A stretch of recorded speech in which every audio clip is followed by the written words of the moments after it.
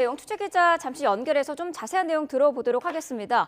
고위공직자 범죄수사처 오늘 대통령에 대한 체포영장 시한을 앞두고 영장 재집행을 책임지고 맡아달라라고 경찰에게 통보를 했습니다. 경찰은 황당하다는 반응을 보이고 있다고 하는데요. 취재기자 연결하겠습니다. 김영수 기자. 네, 고위공직자 범죄수사처에 나와 있습니다. 네, 자 공수처가 체포영장 집행에 나서지는 않겠다 이런 입장인 거죠? 일단 그렇게 봐야 할 것 같습니다. 오늘이 체포영장 집행 시한 만료라서 새벽부터 저희를 포함해서 많은 취재진이 긴장을 하고 있었습니다. 근데 지난 3일과 달리 전혀 움직임이 없었죠. 앞서도 관련 소식 전해드렸고요. 그런데 조금 전에 공수처가 체포영장 집행을 경찰에 넘긴다는 내용이 확인됐습니다. 이 관련 내용을 오늘 아침 7시에 공문을 보냈다고 하고요. 구체적으로 체포영장 및 추생영장 집행 지휘라는 제목의 공문이었다고 합니다.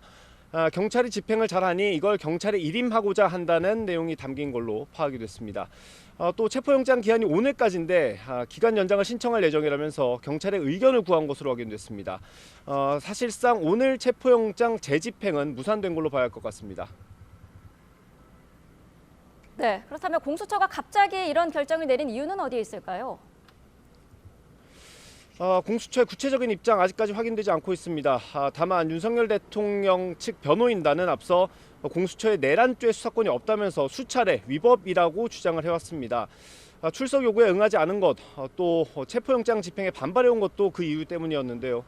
공수처가 이 논란을 의식하고 또 해소하기 위한 것으로 추정은 됩니다. 아직까지 공식 입장이 안 나왔기 때문에 저희가 추정할 수밖에 없는데, 다만 오늘이 체포영장 시한 마지막 날인데 갑자기 이런 결정을 내렸고요.